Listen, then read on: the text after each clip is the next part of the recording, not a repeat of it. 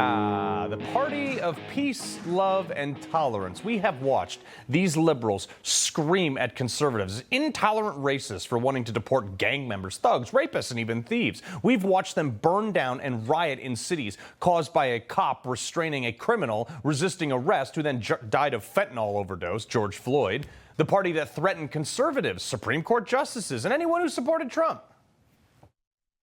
And if you see anybody from that cabinet, you push back on them. For Elon to be taken down. You have released the whirlwind, and you will pay the price. We watch them support terrorists on college campuses, and now the darling of the left and star of Russian collusion and spying on Trump fiasco. Oh, I almost forgot.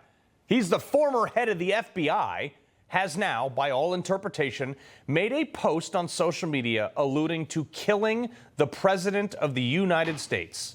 Posting this last night, 8647, arranged in seashells. It's important to note he's released this a week before his new book is set to come out. But what's crazy about this is the left rushed to defend him. Is this a real investigation? Clearly, he's saying that there was no threat, so that usually is the end of the story. But we don't live in those times right now. We don't, but the rocks in the sand. It feels goofy. The whole thing is goofy. This is not a criminally chargeable threat against the president. It's political speech. It's way too broad. Yeah, and even Comey came out and tried to walk that back. Yeah. Okay, dude, he said this. I posted earlier a picture of some shells I saw today on a beach walk, which I assume were a political message. I didn't realize some folks would associate those numbers with violence. It never occurred to me, but I oppose violence of any kind. I took the post down. Only because Secret Service knocked on your door, homie. You're not, like, you are going to sit there, honestly, and tell me that you didn't know what that meant? My rear end, okay? You are head of the FBI. You're going to sit there and tell me that? You can kick rocks, pal. You want to know how I know you're full of it? Because before James Comey was head of the FBI, you know what he did? One of his tours of duty? He was the assistant U.S. attorney for the Southern District of New York from 1987 to 1993. What did he do there? Oh, right. He prosecuted organized crime, specifically the Gambino crime family. You can see his name right there on line 261, contributing to that case. And why do I bring that up? Well, I bring that up because in that case, part of the wiretaps that were entered into evidence during Comey's assistance in that prosecution had recordings of John Gotti using the term 8-6 in reference to killing rivals and mob informants. Here, don't take my word for it. It's right there, referenced in the case number 90 CR 1051 that I already showed you Comey was a part of. Those wiretaps were used to secure convictions in RICO cases to include murder charges. Even further, that case was built on the framework and undercover information from another organized crime case right before that, like 2 years before that you know James Comey knew about because it was the year right before he took that same office in that same department.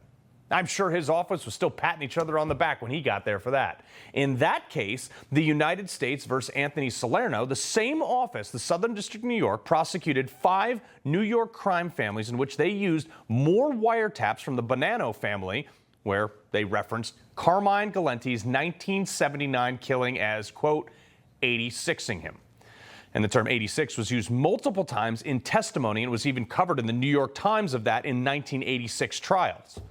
Oh, by the way, the FBI agent, Joseph Pistone, that infiltrated that crime family to get those wiretaps, also worked alongside Comey in the Gambino case.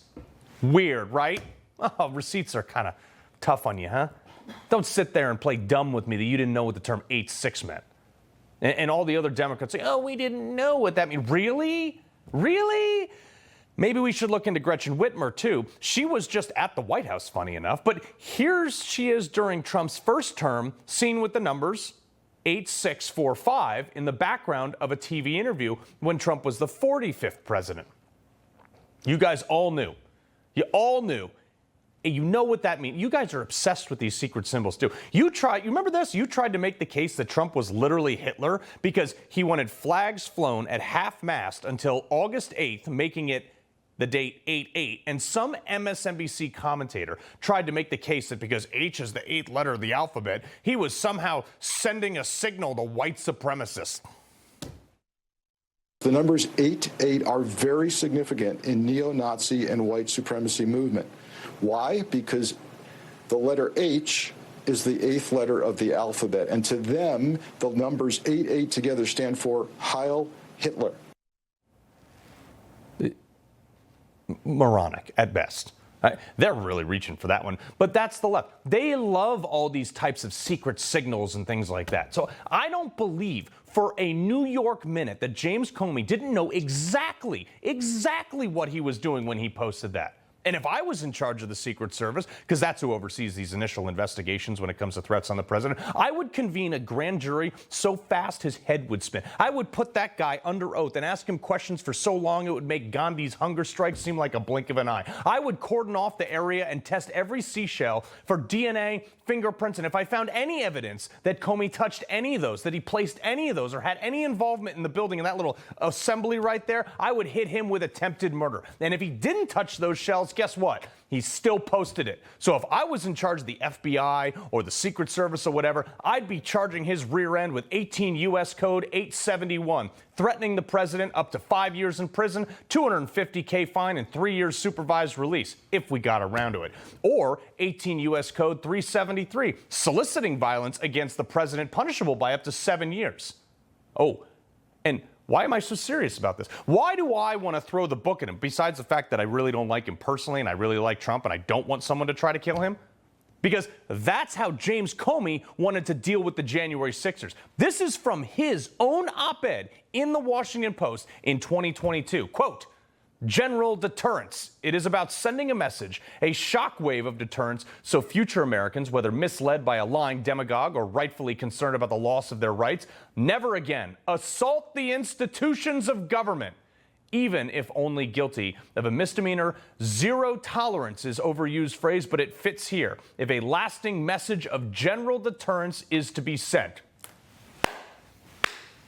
I could not have said it better myself, Jim. I'm really glad you wrote that. That was your philosophy on law enforcement then? Well, Jim, I hope they fully apply that. Full force on your neck.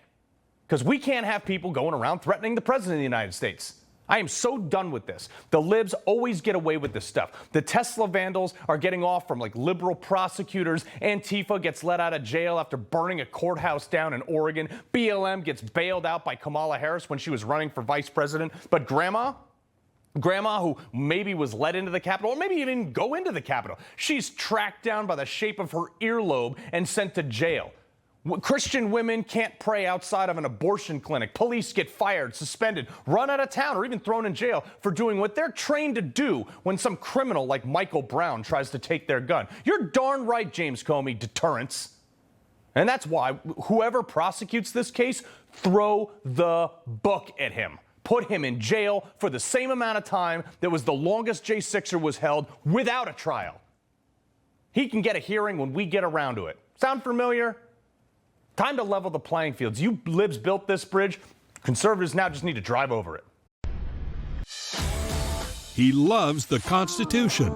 He fights for what's right. He hates the bad guys. He's a freedom warrior. He's your freedom warrior. Watch Carl Higbie every weekday on Newsmax.